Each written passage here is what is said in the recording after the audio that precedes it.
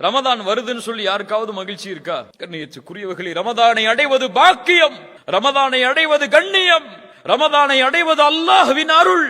நன்மையில் விரைபவரை முன்னேறு, தீமையை செய்பவரை குறைத்துக்கொள். இது அதற்குரிய மாதம் அல்ல. நன்மையை அடையப் போகிறோம், நன்மையில் முன்னேறப் போகிறோம், நரக விடுதலையை அடையப் போகிறோம், அல்லாஹ்வுடைய அருள் கிடைக்கக்கூடிய மாதம் எமக்கு முன்னால் வருகிறது என்ற ஒரு எண்ணம் யாருக்காவது இருக்கா? இந்த ரமதானுடைய மாதத்தில் ஒவ்வொரு இரவும் நரகத்திலிருந்து அல்லாஹ் மனிதர்களை விடுதலை செய்கிறான். எந்த இரவெல்லாம்? கடைசி 10 இரவு மட்டுமல்ல, 23, 25, 27, 29 ஒற்றைப்படை இரவுகள் மட்டுமல்ல, ரமதானுடைய ஒவ்வொரு இரவிலும் நரகத்திலிருந்து அல்லாஹ் மனிதர்களை விடுதலை செய்கிறான். யார் அதை பாதுகாத்தார்களோ அவர்கள் பாதுகாக்கப்படுவார்கள். யார் வீணடித்தார்களோ அல்லாஹ் அவர்களை பாதுகாக்கட்டும், அவர்கள் வீணடிக்கப்படுவார்கள்.